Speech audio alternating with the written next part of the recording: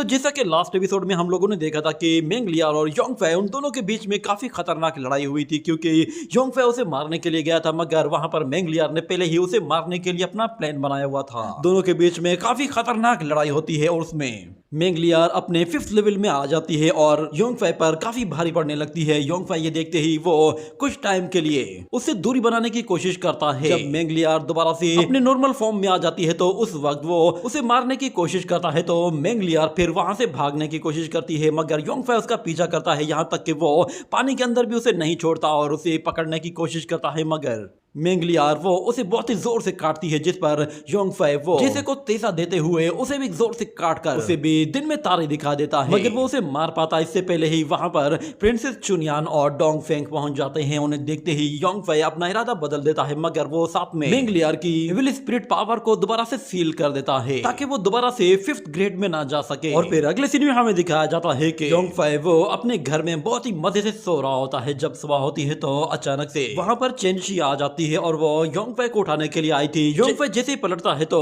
चेंगशी वो उसके नाक पर उंगली मारकर उसे उठाती है, तो योंग फे उसे देखकर दोबारा सोने की कोशिश करता है, मगर चेंगशी कहती है कि चलो लेजी ब्रदर उठ भी जाओ, जरा देखो तो सही सूरज कितना ऊपर चढ़ चुका है और तुम अभी तक सो रहे हो। मैं जानना चाहती हूँ आखिर तुमने सिस्टर मेंग लियार के साथ मिलकर उन बेड गाइस को किस तरह हराया था। सुनने में आया है कि कल रात आपने मेंग लियार की जान बचाई है, क्या ये वाकई में हुआ है? तो योंग फे कहता है कि अब इसे क्या बताऊं। वो चेंगशी से कहता है कि हाँ यूं ही समझो कि मैंने उसकी जान बचाई है, मगर उसे वहां पर मेंग लियार की सोर्ड दिखाई देती है, जिस पर वो काफी खुश होती है और कहती है कि ये सोर्ड कितनी शानदार है, मगर ये सिस्टर मेंग लियार की सोर्ड है, ये यहाँ पर क्या कर रही है? तो योंग फे कहता है कि अगर चेंगशी को सिस्टर मेंग लियार बहुत ज्यादा पसंद है तो फिर वो उसकी सोर्ड को रख सकती है, क्योंकि ये सोर्ड मुझे मेंग लियार ने गिफ्ट पे दी है और मैं ये सोर्ड तुम्हें दे रहा हूँ। ये सुनते ही चेंगशी तो खुशी से पागल हो जाती है और कहती है कि ब्रदर तुम सच में लाजवाब हो, मगर वो उसके साथ खेलना शुरू करती है। तो योंग फे कहता है कि जरा संभल कर उस सोर्ड को अपनी तरफ मोड़ मत।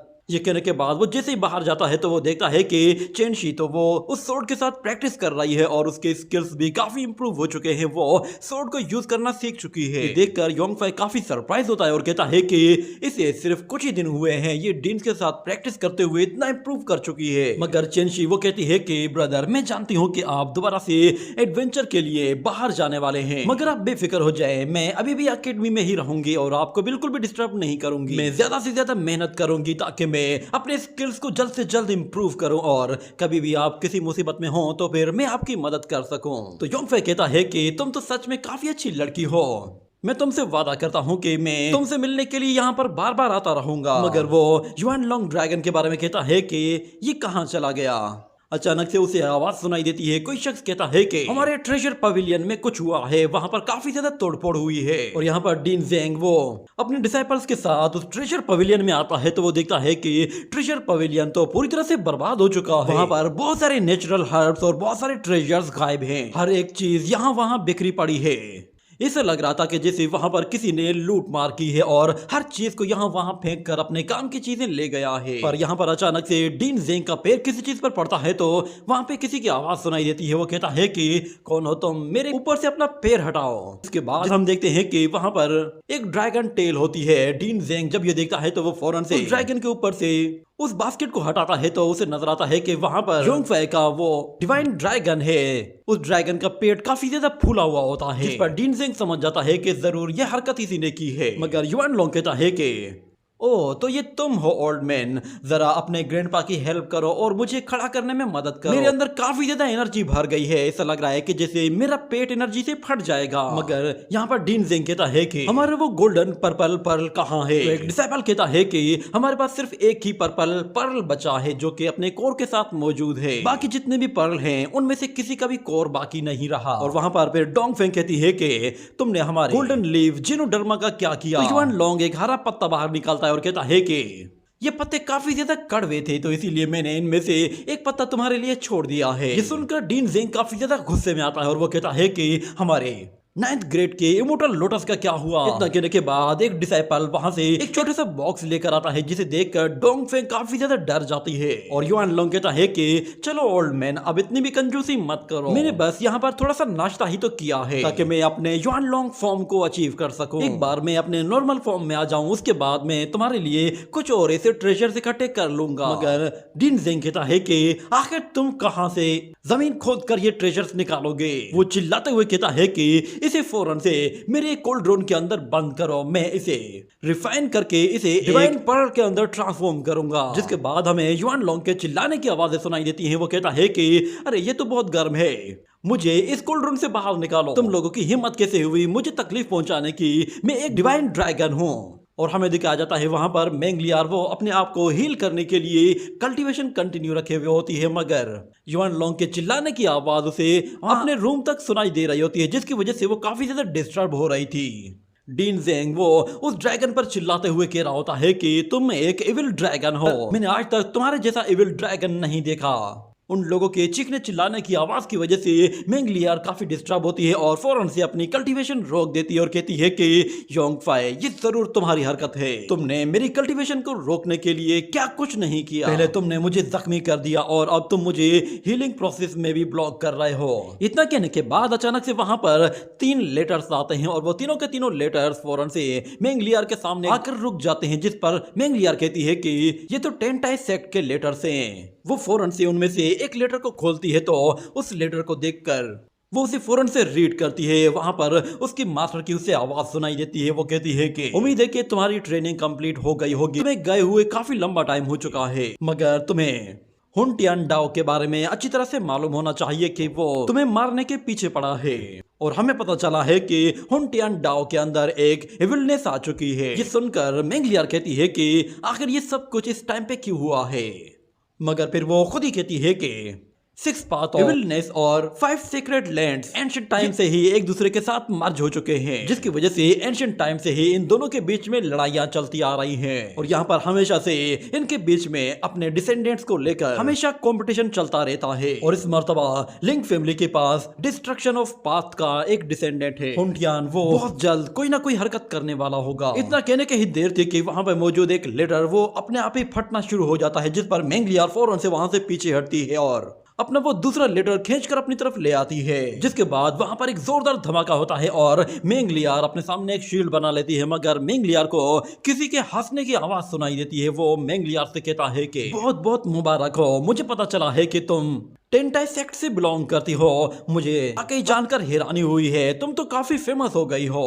तुम्हारे लिए बेहतर यही है कि तुम्हें बहुत जल्द अपने लिए एक अच्छा सा हस्बैंड तलाश कर लेना चाहिए और उम्मीद है कि तुम अपने लिए एक सेंट को ही चुनोगी। अगर तुम मुझ तक पहुंचना चाहती हो तो तुम्हें सिटी ऑफ फ्रीडम में आना होगा। ये सुनने के बाद मेंगलियार कहती है इसका मतलब ये है कि ये लेटर हुन टियान ने खुद से लिखा है। ये कहते ही वो वहां पे मौजूद उन सारे के सारे छोटे छोटे पेपर के पीसेस को इकट्ठा करना शुरू कर देती है और उन्हें दोबारा से एक शेप में ले आती है, जिसके बाद वो उन्हें मरोड़ सरोड़ कर पूरी तरह से जलाकर राख कर देती है ताकि वो पेपर किसी और को ना मिले। और वो कहती है अच्छा तो हुन टियान वो मुझे जानबूझकर लड़ाई के लिए उकसा रहा है, अगर वो खुद ही ऐसा चाहता है तो फिर मैं भी चुप करके बैठी नहीं रहूंगी। सारा मसला सिर्फ और सिर्फ उस योंगफाई की वजह से हो रहा है।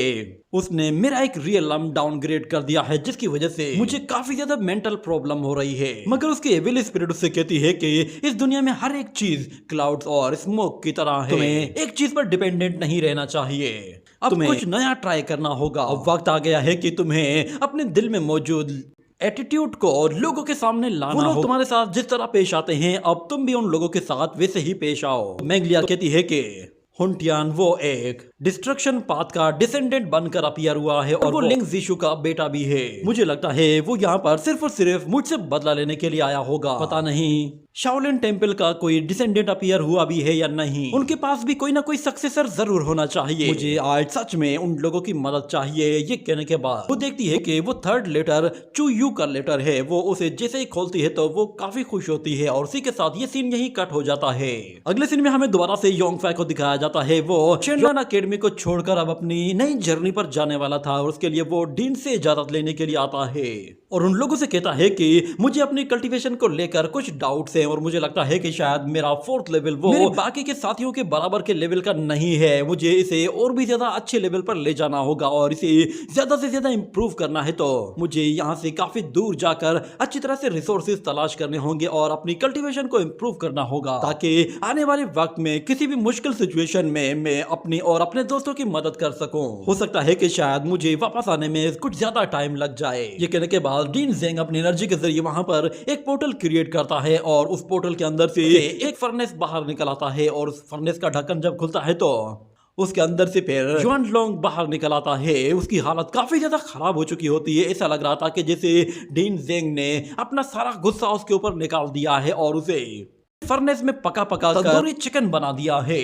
योंगफे उसकी हालत देखता है तो वो समझ जाता है कि इस बेवकूफ ने कोई हरकत की है, मगर वो उन डीन से कहता है कि आप ये बोतल रख लीजिए, इसके अंदर मेरे कुछ ब्लड ड्रॉप्स हैं। उम्मीद है कि इस युआन लोंग की हरकत की वजह से आप लोग ज्यादा गुस्सा नहीं हुए होंगे और उसके नुकसान की भरपाई के लिए ये ब्लड काफी होगा। तो डीन उयानमिन कहता है कि तुम बेफिक्र हो जाओ, इस ड्रैगन को थोड़ा सा टाइम लगेगा मगर इसने जितनी ज्यादा एनर्जी को एब्जॉर्ब किया है और जितने नेचुरल हर्ब्स खाए हैं वो बहुत जल्द अपना असर दिखाएंगे और ये ड्रैगन अब पहले के मुकाबले में ज्यादा तेजी से इंप्रूव करेगा। वो नेचुरल हर्ब से बहुत जल्दी हील भी कर देंगे और साथ में इसका ट्रू युआन लोंग फॉर्म भी इसे अचीव करने में हेल्प करेंगे। जिसके बाद योंगफे को वहां पर मैंगलियार दिखाई देती है तो वो फौरन से मैंगलियार की तरफ चला जाता है और उससे जाकर कहता है कि तुम पिछले 3 दिन से कल्टीवेशन करके अपने आप को रिकवर करने की कोशिश कर रही हो, बताओ तो सही कि तुमने खुद को कितना रिकवर कर लिया है। तो मैंगलियार कहती है तुम बेफिक्र हो जाओ, मैं बहुत जल्द ठीक हो जाऊंगी। तो योंगफे कहता है ओह अच्छा, तो ऐसी बात है,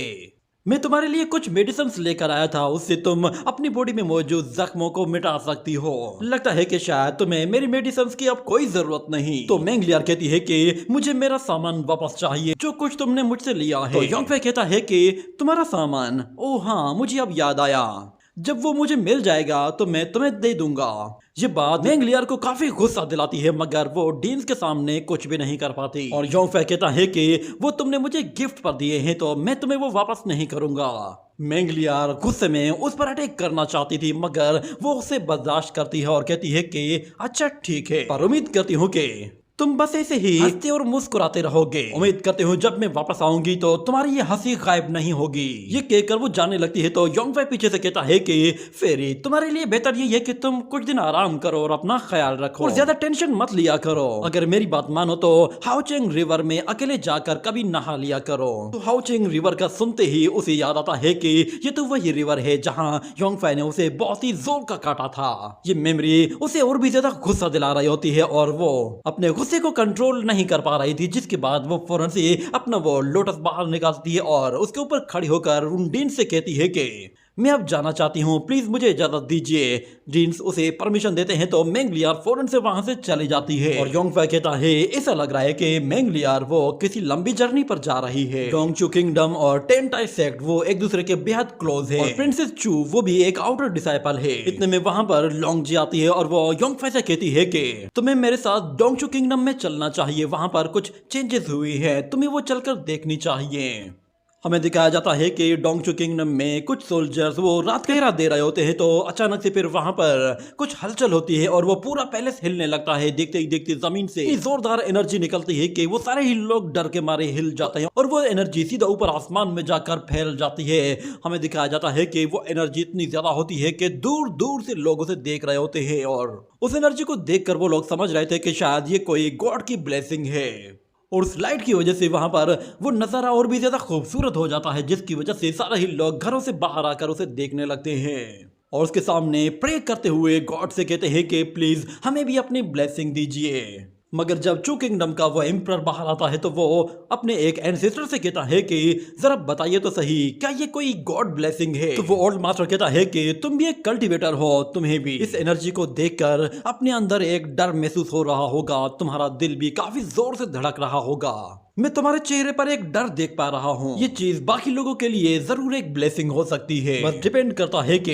ये एनर्जी किसके लिए ब्लेसिंग है और किसके लिए एक बर्बादी है। इतना कहते हुए वो वहाँ पे मौजूद कुछ सोल्जर्स पर एक अटैक करते हुए उन लोगों को वहीं खत्म कर देता है। मगर वहाँ पे मौजूद वो प्रिंसेस कहती है कि हमें दिखाइए कि आप क्या बताना चाहते हैं, हमें शायद मदद की जरूरत है। तो वो एंसेस्टर कहता है कि नहीं, तुम्हें नहीं बल्कि इन बेवकूफ वॉरियर्स को मदद की जरूरत है, क्योंकि बहुत जल्द कोई ऐसी चीज अपीयर होने वाली है जो कि शायद इन लोगों ने अपनी लाइफ में कभी देखी भी नहीं होगी। बहुत जल्द इस शहर में एक बहुत बड़ी तबाही आने वाली है। इतना कहने के बाद हमें चो किंगडम के नीचे दिखाया जाता है कि वहाँ पे एक स्पेस होता है और वहाँ अलग से ही एक इमोर्टल बॉडी मौजूद होती है जो कि ब्लड पावर को एब्जॉर्ब कर रही होती है, जिसकी वजह से उस इमोर्टल बॉडी के सिर पे लगी हुई स्वॉर्ड वो अपने आप ही बाहर निकलना शुरू हो जाती है और देखते ही देखते उसके अंदर दोबारा से जान आती है और उसकी आंखें भी खुल जाती है। और अगले सीन में हमें दिखाया जाता है कि योंगफाई वो अपने साथियों के साथ एक कैरेज में कहीं जा रहा होता है।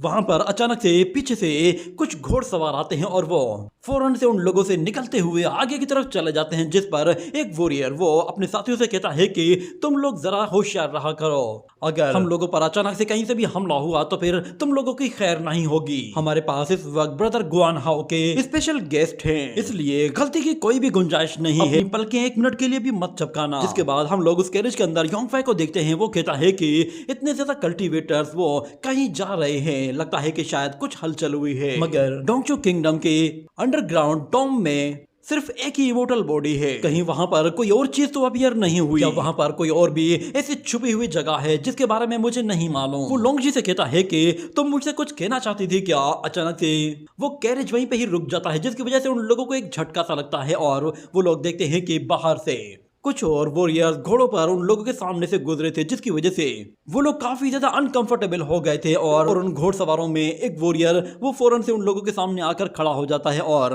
उस लड़की यानी कि लोंगजी को देखकर वो उसकी खूबसूरती का दीवाना हो जाता है और कहता है कि ब्यूटीफुल लेडी, मुझे माफ करना, शायद मैंने तुम्हें डिस्टर्ब कर दिया है। योंगफाई उसके घोड़े को देखता है तो वो कहता है अच्छा, तो ये एक यूनिकॉर्न है।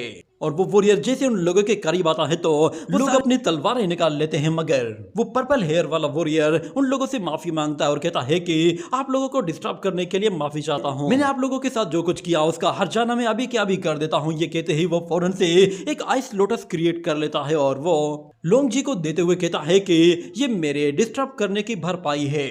मगर यहाँ पर लोंगजी उसे देखकर काफी सरप्राइज होती है, उसे लगा कि शायद ये ब्रदर क्यान लोंग है। और वो पर्पल हेयर वाला वॉरियर कहता है कि लेडी, तुम इतनी उदास क्यों हो? मगर उसके उस लोटस को देखकर योंगफाई को शक होता है कि शायद इसमें कुछ प्रॉब्लम है।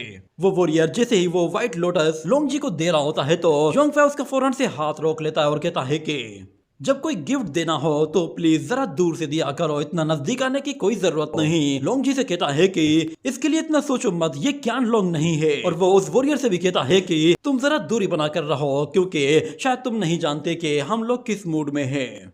मगर वो वॉरियर दोबारा से लोंगजी से कहता है कि मुझे माफ करना, मैं शायद कुछ ज्यादा ही रूड बिहेवियर बात कर रहा हूँ, मगर लगता है कि शायद हमारी किस्मत जुड़ी हुई है, इसीलिए तो हम लोग मिले हैं। वैसे मेरा नाम कैल है, क्या मैं इस खूबसूरत लेडी का नाम जान सकता हूँ? तो लोंगजी वो उसे फौरन से अपना नाम बताते हुए कहती है मेरा नाम लोंगजी है। ये सुनकर वो वॉरियर दोबारा से एक आइस लोटस क्रिएट करते हुए उसे लोंगजी को देता है और कहता है कि हम लोग दोबारा जब भी मिलेंगे तो मैं ये आइस लोटस दोबारा देखूंगा, अगर ये मेल्ट नहीं हुआ तो फिर मैं तुम्हें एक और व्हाइट आइस लोटस दूंगा जो कि कभी भी मेल्ट नहीं होगा। ये कहने के बाद वो उसी यूनिकॉर्न में बैठकर फौरन से वहां से चला जाता है और लोंगजी बस उसे देखते ही रह जाती है। मगर योंगफाई वो उसे देखता है कि ये लड़की तो इस लड़के पर फिदा हो गई है। वो उसे दोबारा बताता है कि ये ब्रदर क्यान लोंग नहीं है, ये जरूर उसका ही कोई हम शक्ल होगा। इसके स्किल्स को देखकर ऐसा लग रहा है कि ये कोई नॉर्मल इंसान। फिलहाल तो हमें यहाँ से चलना चाहिए, लगता है शायद तुम्हें आराम की जरूरत है। हम लोग यांगजिंग किंगडम में चलकर कुछ देर आराम करते हैं, मगर उससे पहले हमें पिंग पिंग सिटी से होकर गुजरना होगा। शायद वहाँ पे हमें कोई दिलचस्प चीज नजर आ जाए तो शायद हम लोग वहीं पर ही रेस्ट कर लेंगे। ये कहने के साथ ही ये सीन यहीं कट हो जाता है। अगले सीन में हमें दोबारा से एक रेस्टोरेंट का सीन दिखाया जाता है। वहाँ पर अचानक मेंगलियर अपीयर होती है और वो उस रेस्टोरेंट के दरवाजे पर खड़ी होती है। जैसे ही उसका दरवाजा खोलती है तो अंदर से एक सर्वेंट आता है और वो कहता है कि फेरी प्लीज अंदर आ जाइए। फेरी मेंगलियर वो अंदर जाती है तो वो देखती है कि वहाँ पर बहुत सारे लोग मौजूद हैं, मगर वो उस रेस्टोरेंट सर्वेंट से कहती है कि मेरे मेरे लिए सबसे अच्छा खाना लेकर आओ, मैं आज रात यहाँ पर रुकने वाली हूँ। हमें बताया जाता है कि मेंगलियार ने अपनी बॉडी को दोबारा से नॉरिश कर लिया है, जिसके बाद वो अब काफी इंप्रूव कर चुकी है और वो ये जानती है कि जिस शख्स को वो ढूंढने के लिए आई है वो यहाँ पे मौजूद है। और इतने में अचानक वो सर्वेंट उसके लिए खाना लेकर आते हैं और उसे वहां पर सर्व करते हैं। मेंगलियार उस खाने को देखती है तो वो कहती है कि अच्छा, तो ये लोग मुझे जहर देना चाहते हैं। वो उन लोगों से कहती है कि तुम लोग कम से कम पॉइजन की क्वालिटी ही कुछ अच्छी रख लेते। इतना कहने की देर थी कि उसके आसपास मौजूद लोग वो फौरन से अपने वेपन्स उठाकर उस पर झपट पड़ते हैं, मगर मेंगलियार वो पलक झपकते ही उन लोगों पर इतने वार करती है कि उन लोगों को पता भी नहीं चलता और सारे ही चारों शाने चित हो जाते हैं। मगर वहां पर हुंटियान खुद से अपीयर होता है और वो कहता है कि तुम्हारे मरने का टाइम आ गया है। ये कहते ही वो इतना जोरदार वार करता है कि वो उस रेस्टोरेंट को ही उड़ा कर रख देता है, मगर मेंगलियार इस अटैक से आराम से बच गई होती है। और हुंटियान उससे कहता है कि लेडी, मुझे पता है कि तुम टेंटाई सेक्ट के लोग अपनी रेपुटेशन की वजह से जाने जाते हो, इसीलिए मैंने तुम्हें इस रेस्टोरेंट में बुलाकर यहाँ पर एक ट्रैप बिछाया था, मगर लगता है कि शायद तुम्हें मेरे जाल के बारे में पहले से कुछ पता था। मगर वो उससे कहता है कि तुमने मेरे लेटर को तो जरूर पढ़ा होगा, मुझे बताओ कि तुम इस बारे में क्या कहती हो। मगर मेंगलियार कहती है कि तुमने न सिर्फ अपने मास्टर का सर शर्म से झुका दिया है, बल्कि तुम 6 इविल पाथ को ज्वाइन कर चुके हो, इसलिए तुम्हारे साथ बात करना ही फजूल है। मगर हुंटियान हंसते हुए कहता है कि मेरे मास्टर को मेरे ऊपर प्राउड होगा, एक मर्तबा मैं तुम्हें मार दूं तो उसके बाद सब कुछ नॉर्मल हो जाएगा। ये कहते ही वो फुल स्पीड के साथ अपना स्पीयर लेकर मेंगलियार की तरफ आगे बढ़ता है तो मेंगलियार वो अपने उन रिंग्स का इस्तेमाल करते हुए उसकी तरफ सारे रिंग्स को रिलीज करती है। तो हुंटियान अपने स्पीयर के जरिए उन सारे के सारे रिंग्स को रोकने की कोशिश करता है, मगर यहाँ पर मेंगलियार वो अपना वो जेड लोटस भी उसकी तरफ थ्रो करती है। तो हुंटियान उस जेड लोटस से टकराने की वजह से उसके प्रेशर को बर्दाश्त नहीं कर पाता और फौरन से पीछे चला जाता है और मेंगलियार को मारने के लिए अपने कुछ क्लोन्स क्रिएट करके उसके चारों तरफ से आकर उस पर हमला करता है। तो मेंगलियार वो उन लोगों को एक एक करके अच्छी तरह से डील करती है और उसके उन क्लोन्स को भी एक एक करके मारना शुरू कर देती है, मगर हमें दिखाया जाता है कि वो क्लोन्स आहिस्ता आहिस्ता उसके चारों तरफ करीब आते जा रहे होते हैं और उसे जैसे ही घेर लेते हैं तो वो उसके ऊपर एक साथ टूट पड़ते हैं। मगर मेंगलियार वो कुछ लम्हे के लिए अपनी पावर को बढ़ाते हुए उन क्लोन्स पर इतने जोरदार वार करती है कि उन क्लोन्स को आइडिया ही नहीं होता कि कब कहां से कितने वार हुए और वो सारे ही चकनाचूर हो जाते हैं। मगर यहाँ पर हुंटियान की रियल बॉडी नहीं होती। हुंटियान पीछे से आकर मेंगलियार पर वार करने की कोशिश करता है तो मेंगलियार हुंटियान को आते हुए देखती है और उसे रोकने के लिए अपनी सोर्ड को इस्तेमाल करती है, मगर उस अटैक की वजह से वहां पर इतना जोरदार धमाका हुआ था कि वो पूरा रेस्टोरेंट ही चकनाचूर हो गया था। और उसी के साथ ही यह एपिसोड भी यहीं पर ही एंड हो जाता है।